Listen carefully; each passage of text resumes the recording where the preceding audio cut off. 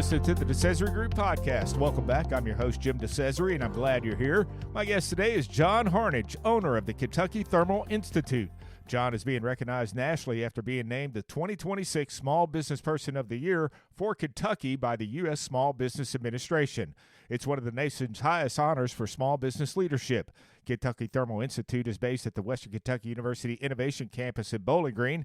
John founded the Kentucky Thermal Institute almost 20 years ago, and thermography is now poised to be one of the fastest-growing professions in the United States. Here's my conversation with John Harnage. John, welcome to the DeCesare Group Podcast. Pleasure to be here. Man, it's so good to see you, and congratulations on the award and representing Kentucky on a national stage. For people who aren't familiar, what exactly, and we'll talk about the award in a minute, National Small Business Administration of the Year for Kentucky, right? Correct, yep. All right, we'll talk along those lines. The Kentucky SBA. Yes. All right. So what exactly does the Thermal Institute do, and why should anyone outside your industry care? Well, and that's, this is the question I get asked a lot because the thermal imaging is something that no one's familiar with. And pre-COVID, no one really knew about it. COVID, we all had to get our temperature checked, that type of thing. Kind of really changed the dynamic. But the Institute we provide education, equipment, and training to people that are getting into the profession or are already in the profession. Manufacturers across the country have used us for education, equipment, and training, like I said. The big thing is we offer programs that will take anyone, be it an individual or a manufacturer here locally, or like I said, across the country, and we build out their thermal imaging program for their electrical systems. There's building science. The list goes on, on and on and on. One of the biggest parts of Kentucky Thermal Institute and its success is the partnership with WKU, and I'm sure we'll touch base a little bit deeper on that here shortly. Yeah, don't get ahead of me. Yeah, I won't. So for those that don't know, explain what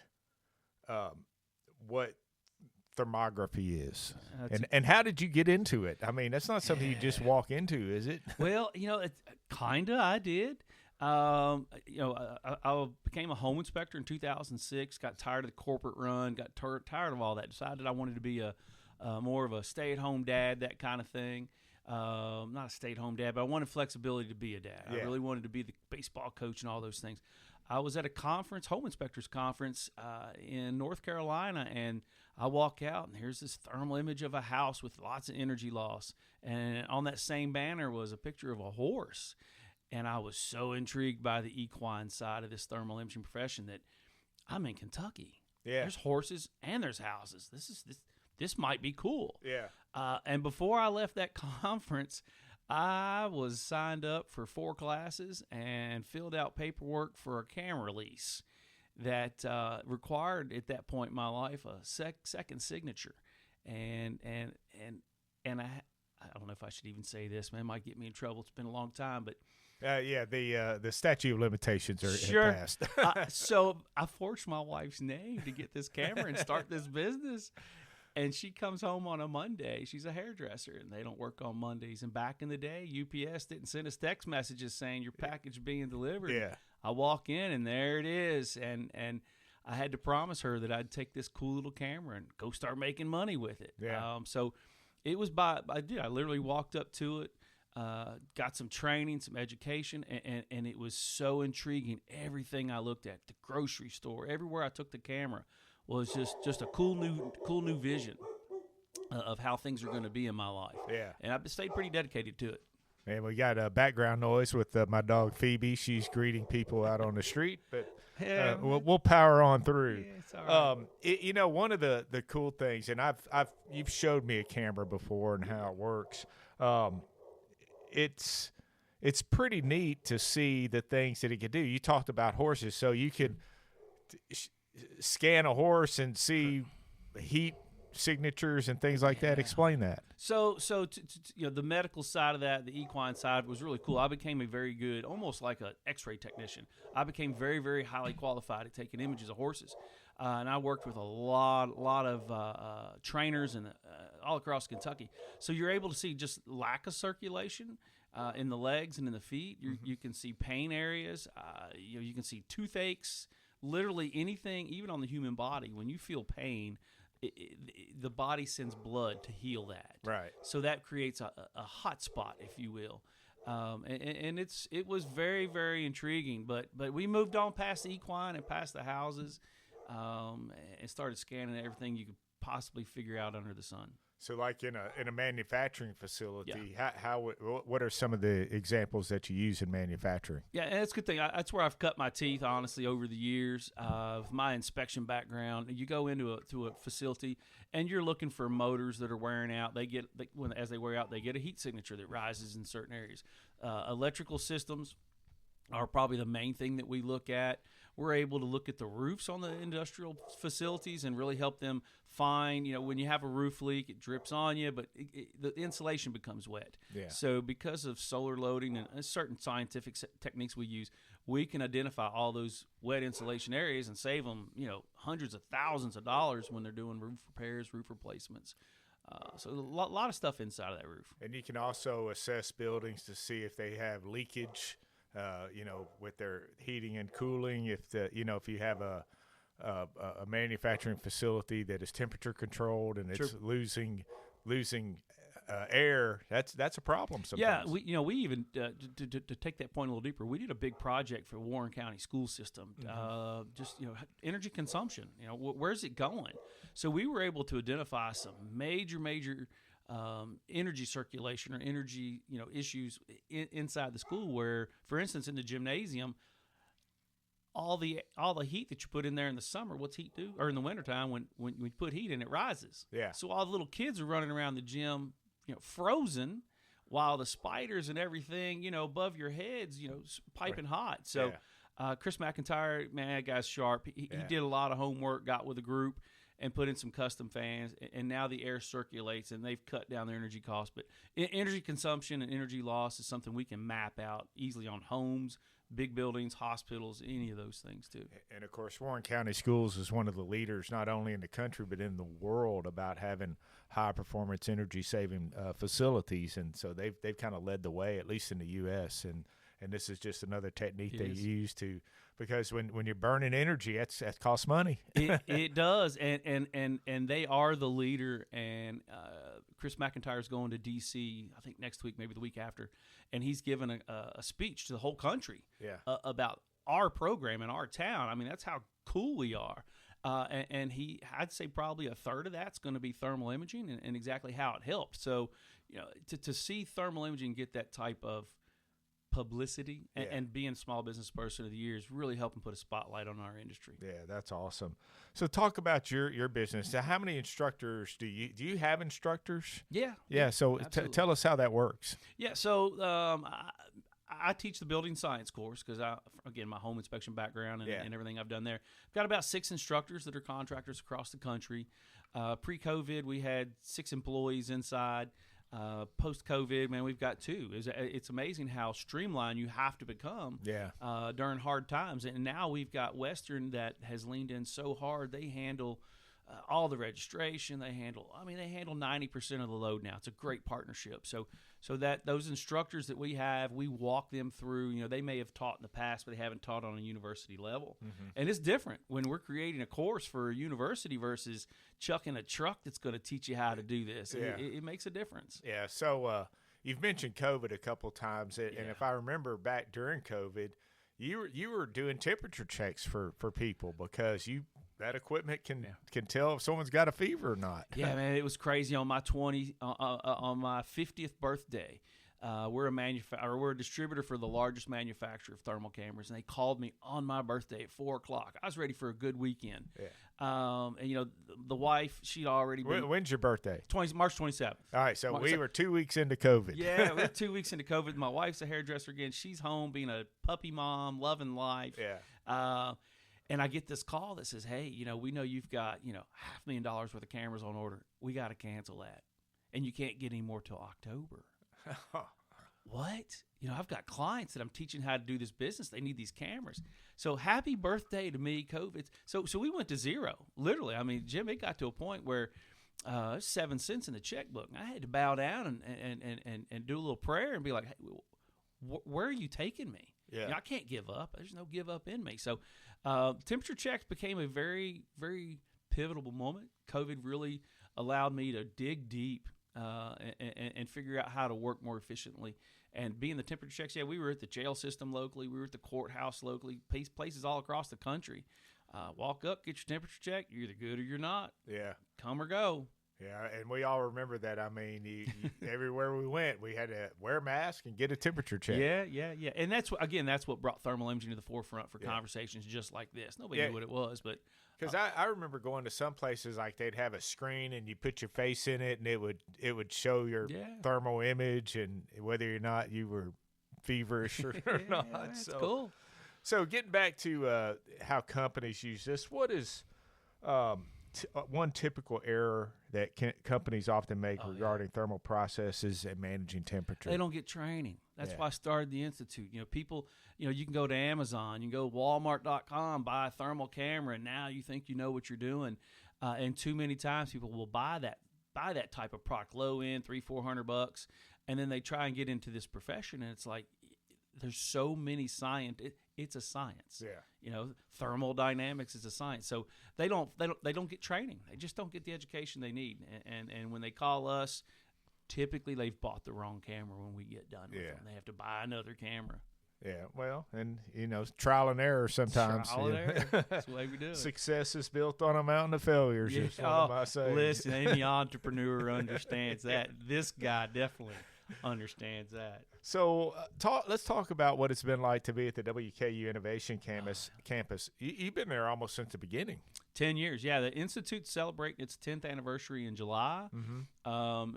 And so when I filed the LLC, I walked in there because I knew long-term I wanted to be a partner with Western. I'm a big red guy. I'm a grad. So if I'm going to take this education anywhere, we're going to do it at Western. So the journey began at the halls were empty.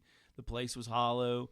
But it was an absolute blessing because it's for the amount of rent that we pay and the support we get. And I had classrooms that would hold 50 people. Yeah. It was absolutely one of the biggest factors in our success. Literally, if Western had not brought that system into play, we would not be where we are right now from a successful standpoint. So kudos to Western for whoever, Buddy Steen dreamed that up and has made that happen, and it's been great. Yeah, I remember being out there. I can't remember. It might have been 2018.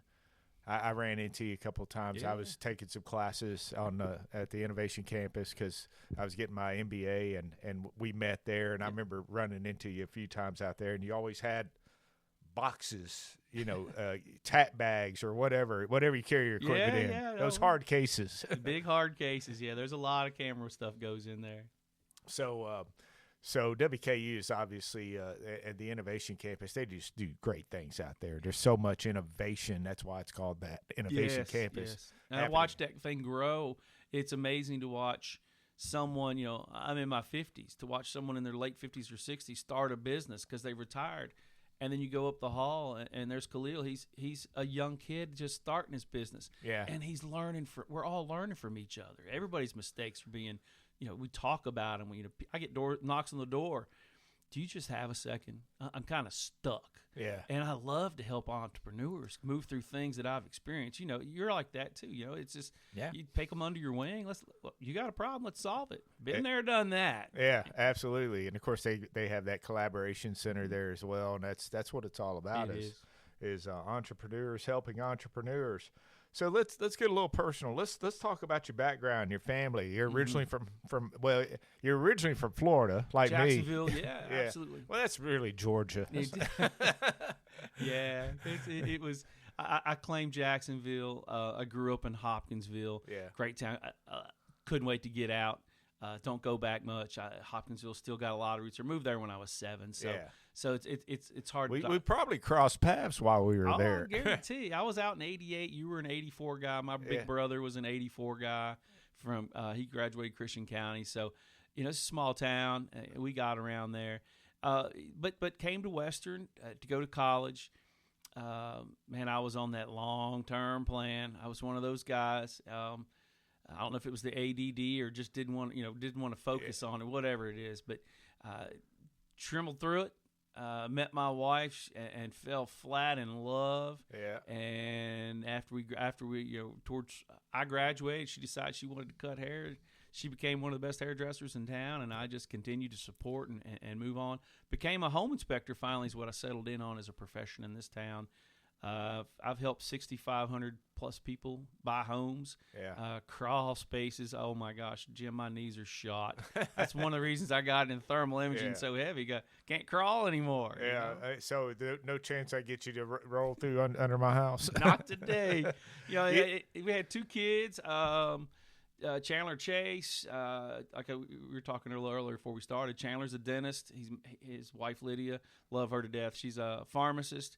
They're fixing to relocate to Memphis, buy their first house. Pretty exciting. Awesome. My oldest boy Chase, he's our Special Olympian. He's been first place in bowling and golf a couple times in Special Olympics in the region, and now we've got an autism themed show truck that we drive across the country, and I take him with me, and that's his that has been so good for him to watch him come out of his introvert shell. He, if he was here and we mentioned the word truck, you'd never get him to stop talking. So, I've enjoyed Bowling Green. Bowling Green is a great town. Welcoming people from all across the country, doing home inspections. I've seen people come like, "Why'd you stop? Yeah. What's Bowling Green got?" People are just nice, and it's just a clean town. Yeah. And so we're here. We'll eventually move on, I guess, when wherever the kids end up and the grandkids start to show up. I'm not going to miss that. Yeah, absolutely not. That's a game changer. Well, I actually left Hoptown in '80. Okay. Went back to Florida.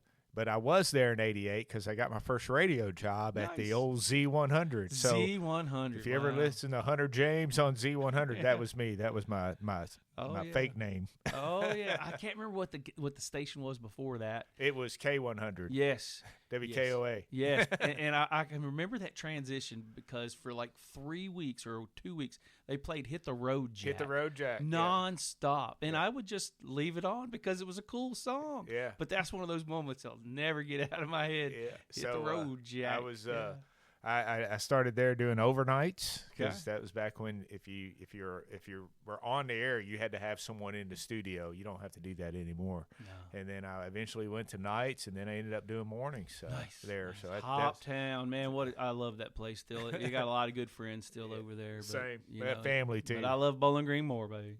Yeah, that's right. Well, that's awesome that your family's growing and that they're thriving and being successful. And that's what it's all about. Yeah. All right, now let's talk about this award. Sure. What was the process to get the National Small Business Award through the SBA, and tell us about what happens with all that? Well, one of the good things about the Innovation Campus too is Sam Ford, Buddy Steen. Mm-hmm. They drag you and they'll push. And Sam's been a great mentor. Where John, I need you to do this exercise. John, do this. I'm like, Sam, I'm busy. John, And then I get done. I'm like, thank you. I get emails from Sam every now and then too. He's great like that. So I had gotten an email from SBA and said, hey, you've been nominated. Fill this out. And I was like, oh man, a mountain of stuff to go through. Financials. I mean, they really picked you apart. Yeah. But again, Sam, I went to Sam. I said, Sam, what am I? Let's talk about this. He said, John, just do it. So from an entrepreneur standpoint, those are the moments where you're able to reflect. You shut the door, you dim the lights, and you just really start to think about who you are right now and who you were when you started. Mm-hmm. And they asked a lot of deep questions. And I answered them, and I guess I answered them really well. Yeah.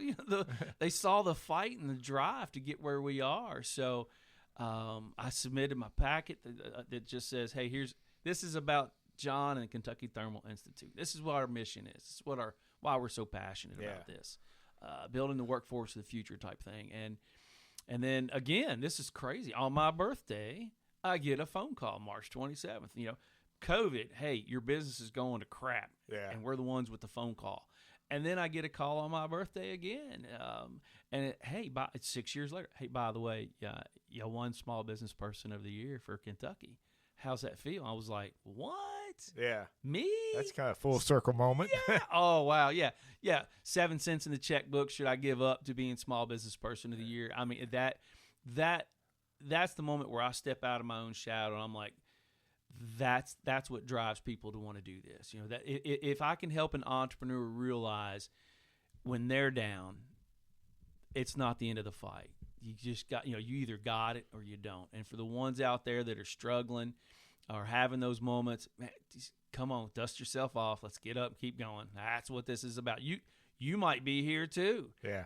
It's an absolute honor, Jim. It's, the accolades. I'm at the UPS store and the girl goes, oh, I saw your post on Facebook about you. Congratulations. And it's like, well, thanks. Yeah. I don't know what to say. I'm a humble guy. So, it made the DeCesare Group newsletter too. Yeah, by the way. It did. It's good, and there's quite a few others that things that are still going to roll out over the next month or so. So yeah, I get to go to DC and represent us on the national stage. I wouldn't have expected to win Kentucky. Yeah. Didn't, I was just doing just like Sam says, John, just do it. It's a good exercise.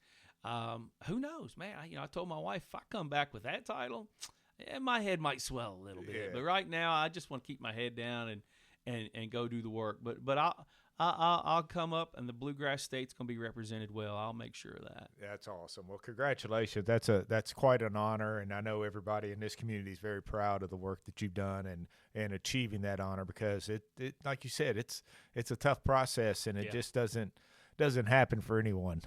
Well,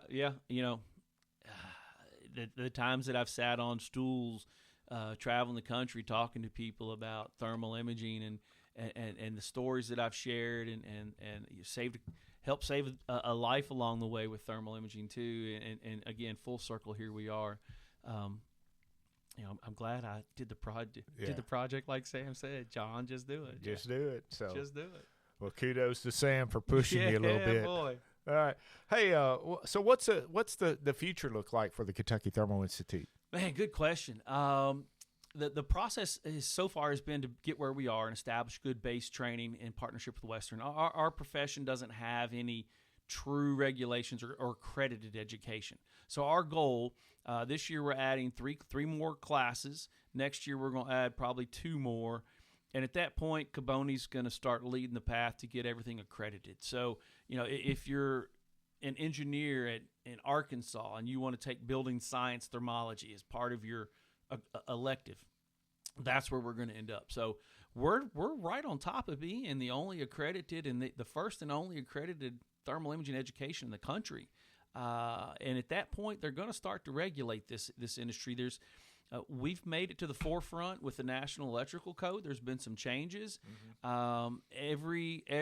Every commercial building in 25 states, Kentucky included, now have to have an electrical thermal imaging scan every year, or they're out of electrical code. Uh-huh. So we're still in that gray area. But I mean, we're talking to the city of Bowling Green right now. Yeah, hey Todd, you're out.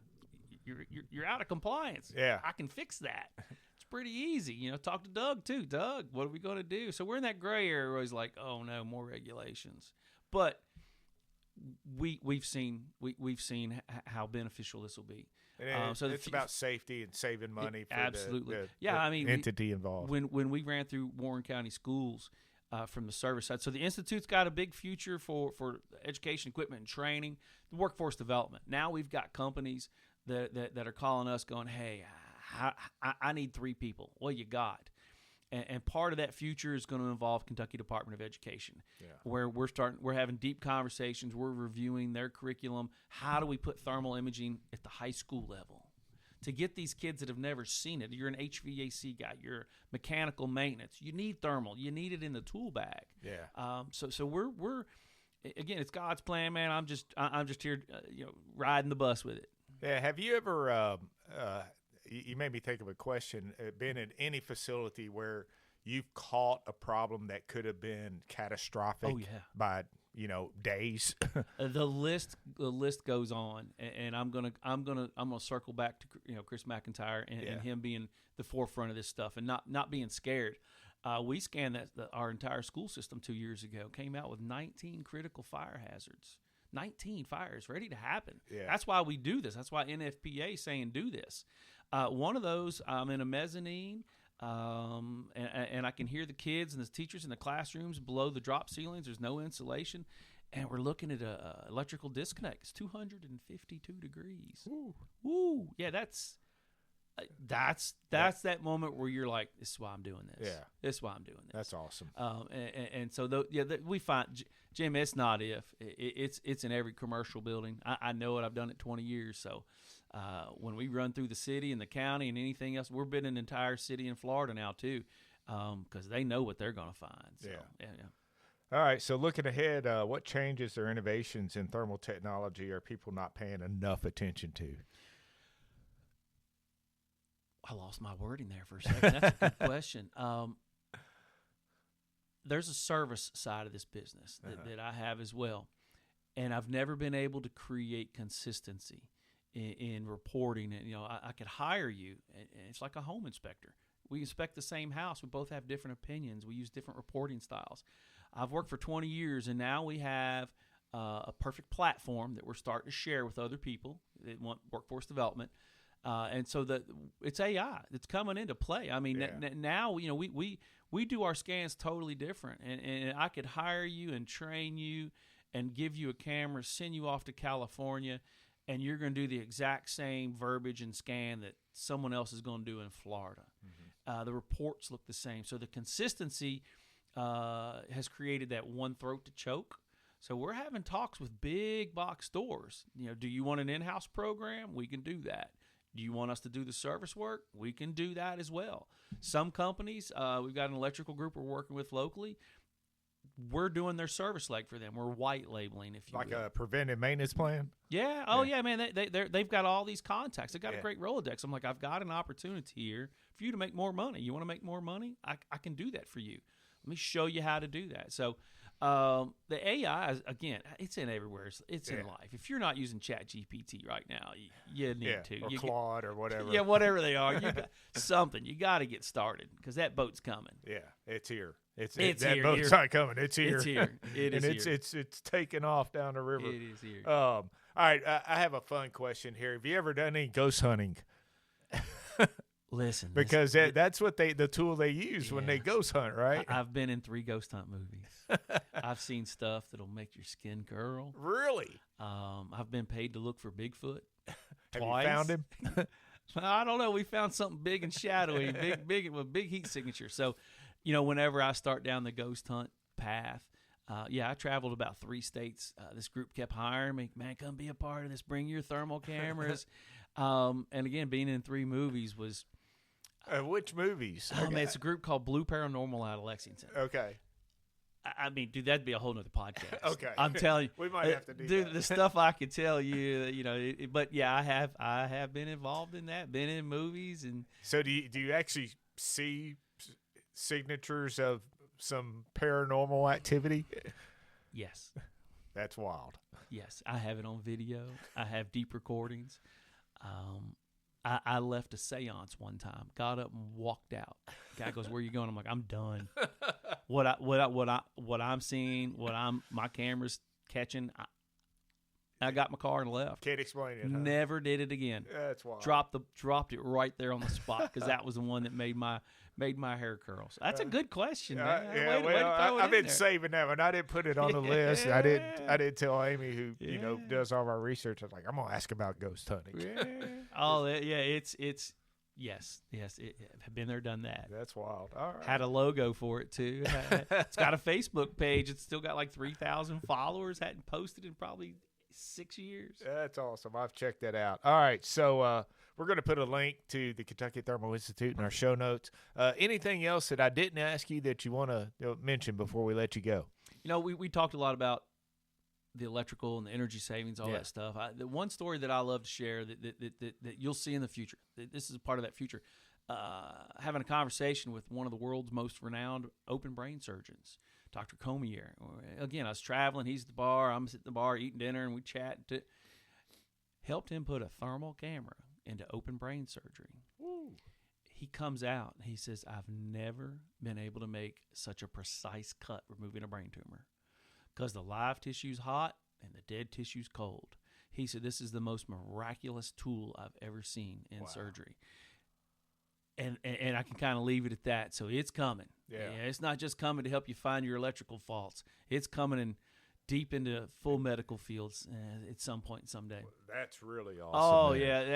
yeah. It was a pretty cool trick to watch. Well, John, congratulations on the Kentucky SBA Award. That's well-deserved. And thank you for being on the DeCesare Group Podcast. Anytime, my brother. Thanks again to John Harnage, owner of Kentucky Thermal Institute, for joining us this week on the DeCesare Group Podcast, and thank you for checking us out. If you like what you hear, please share it with a friend. Don't forget to subscribe wherever you listen to podcasts, leave us a review, and share your feedback with us. You can also follow the DeCesare Group across all of our social media platforms: Facebook, Instagram, LinkedIn, X, and YouTube. You can even subscribe to our weekly newsletter, Soki Economic Development and Business News, by going to our website, thedecesaregroup.com. The DeCesare Group Podcast is produced by the DeCesare Group, a public relations and consulting firm based in Bowling Green, Kentucky. Our engineer and in-house thermologist is Justin DeCesare, with content contributions from Brooke Mattingly. The DeCesare Group Podcast is researched by Amy DeCesare. I'm Jim DeCesare, inviting you to join us again next time for the DeCesare Group Podcast.